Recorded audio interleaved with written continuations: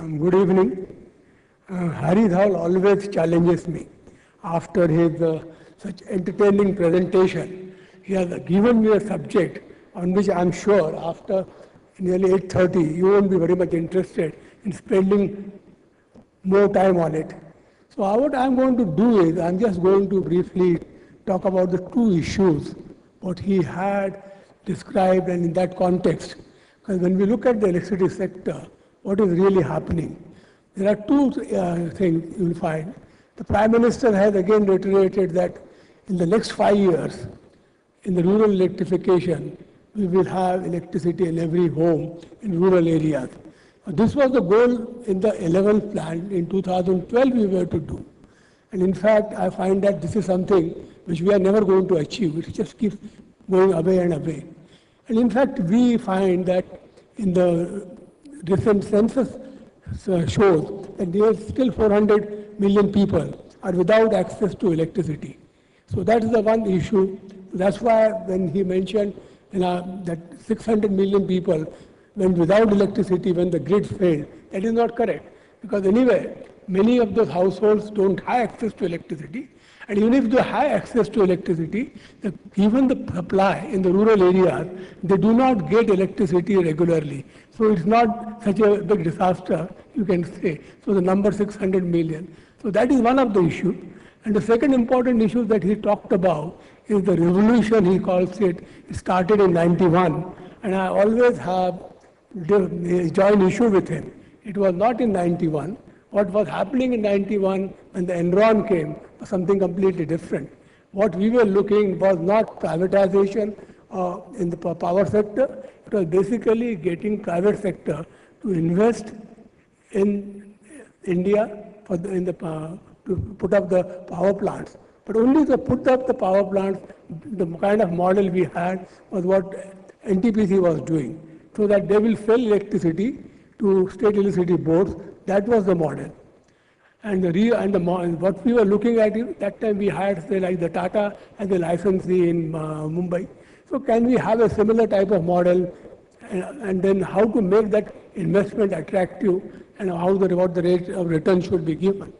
And the reason for that was that by mid-80s, health of most of the state electricity boards was becoming a matter of concern. And the reason for that was that the state governments, which used to give nearly 30 to 40% of their plan outlay for electricity, were finding it difficult to provide those type of resources.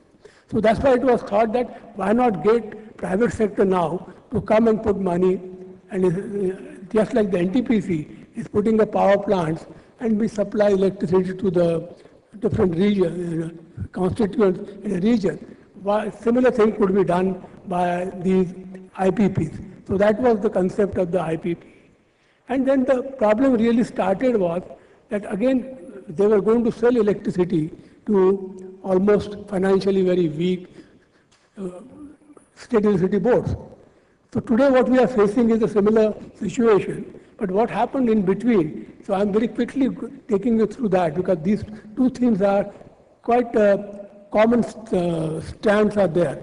So that's what I thought I will, because I can't make it more interesting, but this is what if we see what has happened in the last so many years. So it was realized that in case of when you set up this power station by private sector, they have to sell electricity to electricity board. So something needs to be done to improve the health of the electricity boards. And that there was a consensus among all the chief minister in the National Development Council. And then the idea came is that the reason for this is that there are two factors which are important. One is the tariffs, the way they are set up. They are not sufficient to cover all the cost.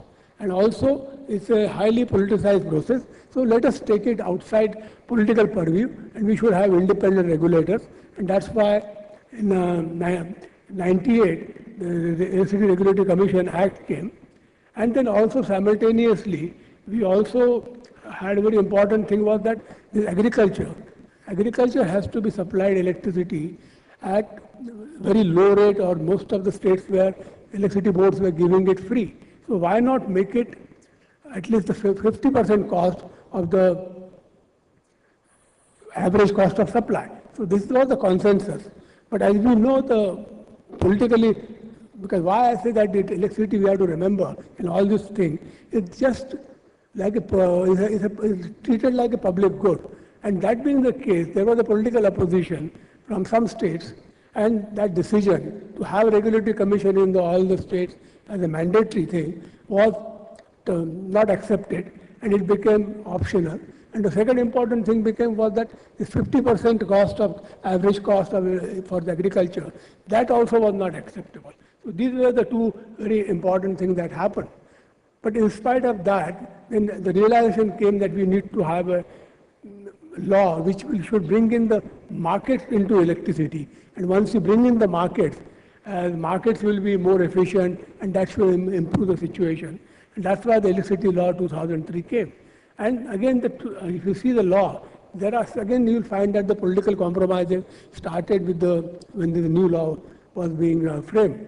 First thing was that all the electricity boards should be dismantled, and we should do the unbundling.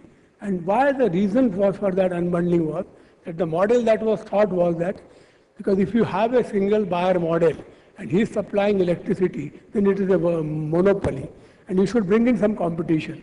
And that competition can be brought that if you have a choice to consumer, that he can buy electricity from any supplier. And if you have to do that, then how do you break this monopoly? So that's why you should break this vertically integrated electricity boards into generation, transmission, and distribution entities. And there should be some independent load dispatch center. The main idea was that the transmission should be independent and it should be available for anyone to buy electricity using through that medium. So this was the concept, was like the wires. If somebody owns wires, he should not say that because I own the wires, you cannot use my wires for supply of electricity. Because otherwise, how do you really bring in competition? Unlike telecom, where you find that because of the technology, you could bring in, have the different options. And once you had a wireless in local loop, you had the mobile telephones, and you could have competition. But this was not possible because if you try to have parallel lines, that itself creates problems. So this was the very important element of the new electricity law 2003, and that was the idea that you should unbundle. But the compromise had to be made on that also, because the unbundling of electricity board itself has not happened in many places. Wherever it has unbundling has happened, again you will find that the single buyer model has been brought in, because if you break up one electricity board's distribution into 2 or 3, you will find that the tariffs will start differing. This itself happened in city of Delhi. So these being the constraints, so this was the first political compromise you had to make. After that, then there was opposition from the left party. So there was a demand that there should be a review. On the other hand, there was also pressure that we should bring in this competition quickly. So that's why the one amendment was that from 1st January 2009, you would have all the 1 megawatt and above customers option to buy electricity from anyone they want. So that the open access should be given. So this was the other thing which was included. But on the other hand, this unbundling of electricity, that itself became this thing. And then other thing was that this cross subsidy, which was the real problem for the agriculture, that also has to be, the element had to be taken care of. So there was an amendment that there will be no complete elimination of cross subsidy. Some cross subsidy will be continued for certain sections of the society. So that's what takes me to this thing. When you look at the supply in the rural areas, what happens today, that there are many parts which go without electricity. And this is the second, this is the problem that we will find. It happens with the electricity because it's still regarded as a public good, so nobody wants to really pay what we call as the commercial rate. Now, who should pay the commercial rate? This becomes a debatable thing. Because one argument is that those who have high incomes, for them electricity is so important, so let them pay much higher rate. On the other hand, those who have a very fairly low income, in fact, one of the arguments given is that in that case, the electricity should be priced. But if we are talking of the market, that's not going to happen. Now, today what has happened is with the new electricity law, no doubt the electricity market has been created. So we have today many private players. Because the success of the act has been, in the last 5 years, we have added nearly 54,000 megawatt capacity. And 42% of that has come from private sector. So this has been on one hand success. But that itself created problems, because there is a problem regarding the supply of coal.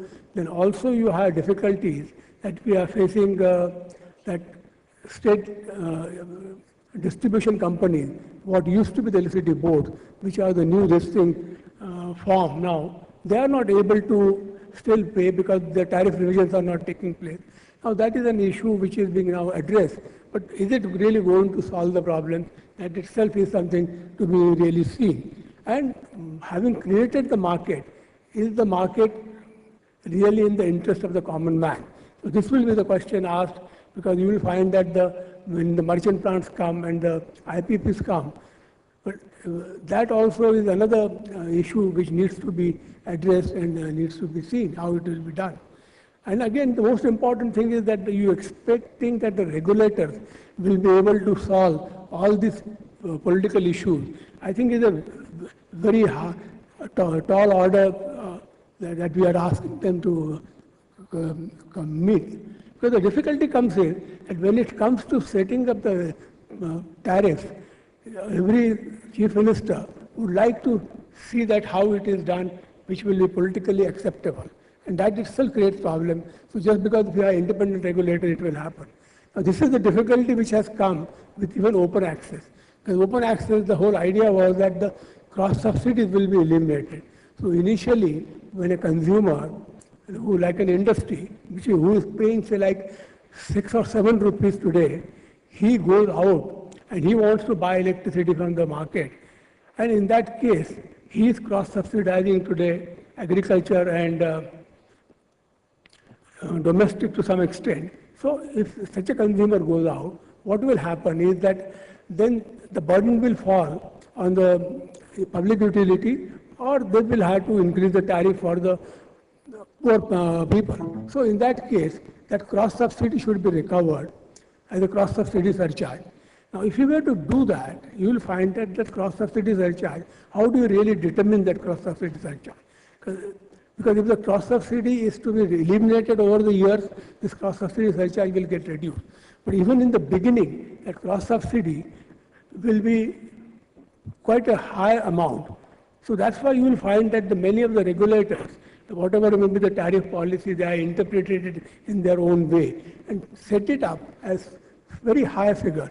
So in fact, open access itself will not happen.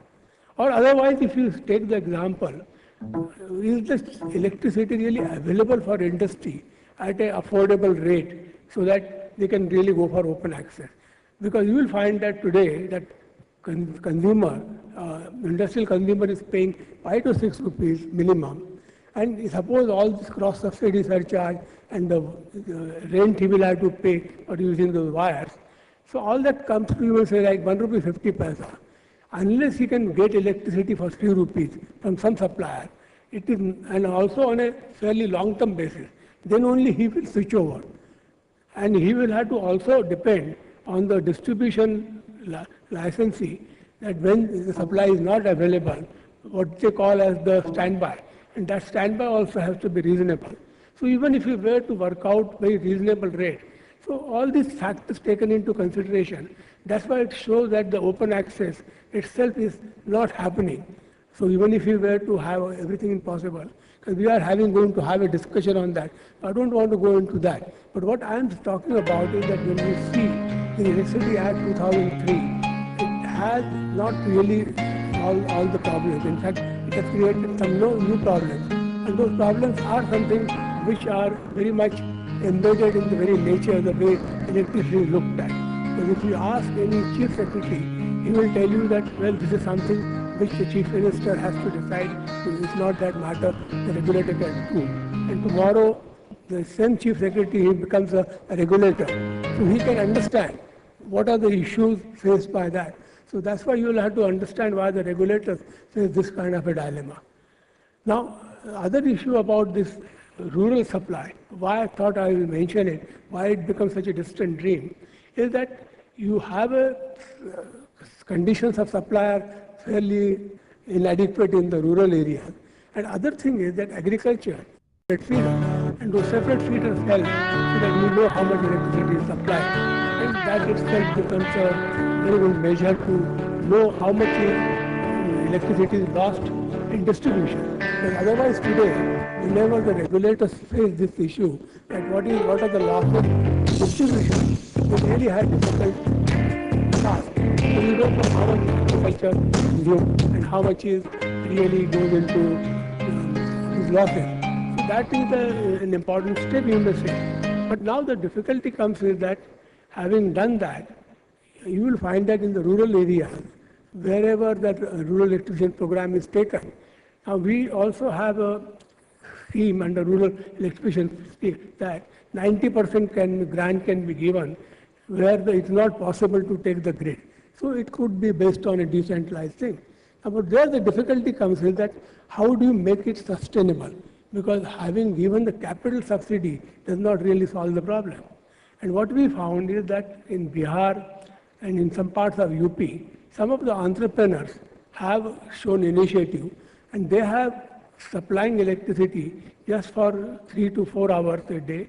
What they are doing is they are giving to these villagers 2 energy efficient light bulbs, and also that is sufficient for charging their mobile phones. The mobile phones are now available everywhere. And they charge nearly 10 rupees a unit for that. And the purchasing power of these rural poor is limited. So they can't really pay more than 25 or 30 rupees.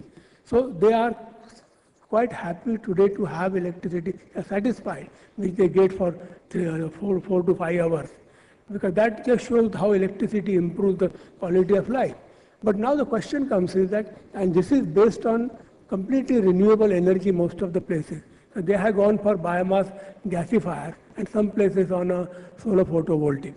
So that really means is that the distribution company, tomorrow if the grid were to reach there, a distribution company were to supply, in today the way the tariffs are determined, the same villagers will be paying something like not more than 3 rupees for that electricity. But then whether they will get the supply or not, that itself becomes an issue. So in fact, the solution to that is that we need to look at this decentralized model of generation and distribution. And also how to do the pricing of that. It's something very important one has to see. And since if this electricity is based on green energy, what can be done is that the distribution company will get the benefit of the renewable energy certificate, because what we have today is the environmental attribute of that renewable energy certificate. So that could be used for that purpose. So if such a thing is done, this problem that we are talking about, how do we really take electricity to all the rural areas, we will have to look for the decentralized generation and distribution model. We'll have to combine that. So that is something which we need to look at the rural electrification program complete in a new perspective. And so now again coming back to what will happen tomorrow, what the role the government has to play. So government's role and the regulator's role, as I will describe, there has to be a very political consensus that how do we really want to treat this electricity. If it is to be treated as a commodity or as a good, commercial good, then the pricing has to be completely different. If we want to just having in the law provision that if subsidy has to be given to any class of consumers, then it could be given by government is not sufficient. So this is something which you may have put in the law, but that law itself, you will find that is not finding to the acceptance. So, and that is creating the various issues. So, what I thought that I'll just take up these 2 big problems that we have, and we need to discuss that and address that. Because I don't think that we have got any ready solutions available to that. But it just shows that in a federal system, when you have center-state relations and also the issues come, that electricity becomes so vital because it is an input for various your productivity activity, also improving the quality of life.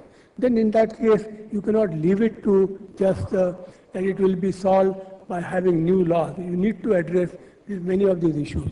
So my purpose was that in this short this thing, one can't go into a PowerPoint presentation and discuss all that.